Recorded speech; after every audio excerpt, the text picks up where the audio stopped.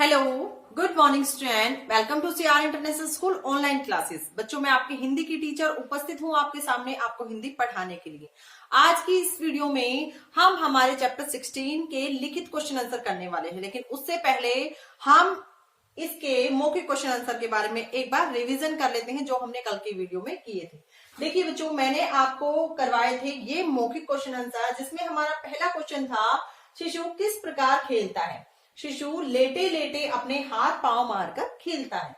Next है बच्चों, इस पार्ट में किस खेल के बारे में बताया गया है। इस पार्ट में फुटबॉल के बारे में बताया गया है। फुटबॉल के खेल का जन्म किस देश में हुआ। फुटबॉल के खेल का जन्म इंग्लैंड में हुआ।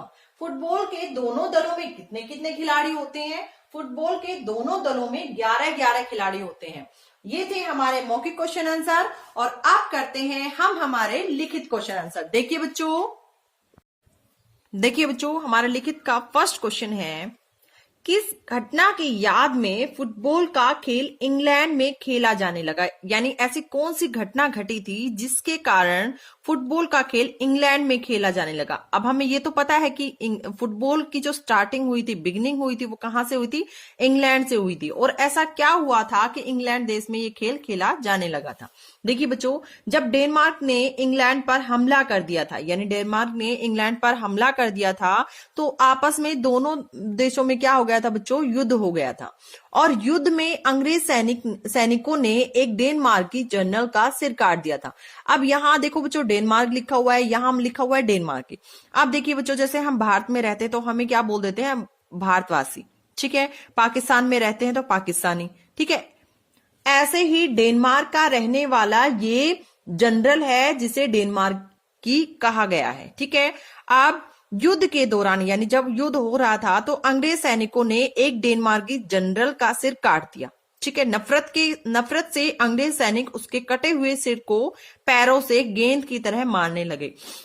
यानी अंग्रेज सैनिकों ने उस डेनमार्क की जो वो एक जनरल था, उसका जनरल का सिर काट दिया था। और सिर काटने के बाद नफरत के कारण, क्योंकि उनके अंदर नफरत भरी हुई थी, ईर्ष्या भरी हुई थी, क्योंकि उन्होंने उनके देश पर यानी इंग्लैंड पर आक्रमण कर दिया था, हमला कर दिया था। अब दोनों में युद्ध हो गया था, और नफरत के कारण अंग्रेज सैनिकों ने उस जनरल का यानी डेनमार्की जनरल का सिर काट दिया था। और सिर काटने के बाद उनके अंदर इतना ईर्ष्या, उनके प्रति नफरत भरी हुई थी कि उस कटे हुए सिर को वो अपने पैरों से गेंद की तरह मारने लगे। और उसी दिन की याद में यह खेल आज तक इंग्लैंड में खेला जाने लगा। ठीक है बच्चों, याद रहेगा ना आपको क्या हुआ था। दोनों देशों के बीच युद्ध हो गया था, और युद्ध में डेनमार्की जनरल का सिर काट दिया था। और सिर काटने के बाद नफरत से अंग्रेज जो सैनिक थे, उन्होंने उस सिर के साथ गेंद की तरह खेलना शुरू कर दिया। यानी गेंद की तरह वो अपने पैरों से उसको मारने लगे थे, और उसी दिन की याद में यह खेल खेला जाने लगा।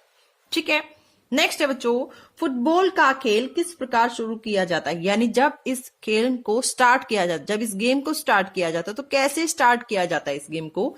खेल शुरू करते समय गेंद को मैदान के बीच में रखा जाता है। यानी जब ये गेम स्टार्ट किया जाता है, तो ये जो गेंद होती है, फुटबॉल जो होती है, उसको मैदान के बीच में रखा जाता है, बिल्कुल बीच में, ठीक है। उसके बाद टॉस किया जाता है, और उसके बाद टॉस किया जाता है, और टॉस में जो टीम जीत जाती है, उस टीम का एक खिलाड़ी आकर गेंद को ठोकर मारता है।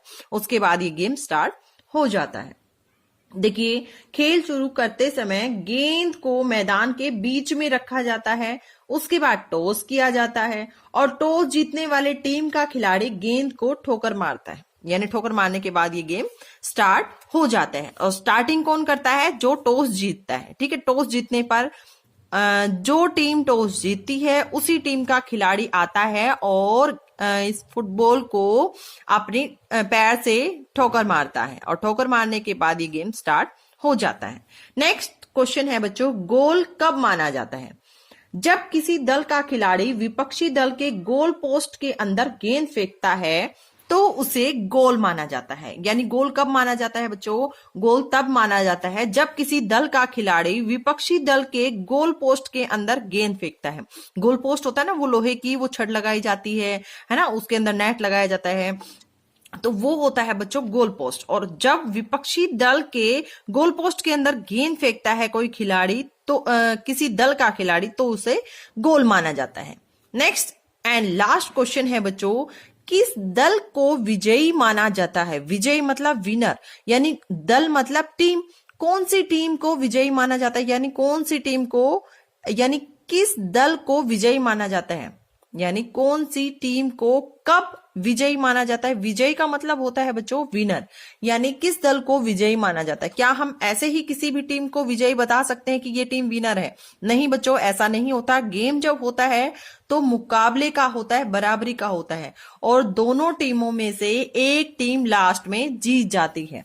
ठीक है, जो दल खेल में अधिक गोल करता है। और फुटबॉल की अगर बात करें तो दोनों टीमों में से जब उनका कंपटीशन होता है, बराबर का मुकाबला होता है, तो दोनों टीमों में से ये देखा जाता है कि कौन सी टीम ने ज्यादा गोल किए हैं। ठीक है, और जो टीम, जो दल खेल में अधिक गोल करता है, यानी अधिक गोल करते हैं, तो उसे ही हम विजयी मानते हैं, उसे ही हम विनर मानते हैं। इस चैप्टर के हमारे 4 ही लिखित क्वेश्चन आंसर थे, जो कि मैंने आपको अच्छे से समझा दिए हैं। अगर आपको इन क्वेश्चन आंसर में कोई डाउट है, कोई प्रॉब्लम है, तो आप मुझे पर्सनली कॉल या व्हाट्सएप कर सकते हो। आपकी प्रॉब्लम को तुरंत सॉल्व किया जाएगा। और बच्चों, आपको ये क्वेश्चन आंसर लर्न भी करने हैं और अपनी फेयर नोटबुक में इन्हें लिखना भी है। ओके, आज की इस वीडियो में पढ़ेंगे हम यहीं तक। मिलते हैं नेक्स्ट वीडियो में, तब तक के लिए thank you, have a nice day.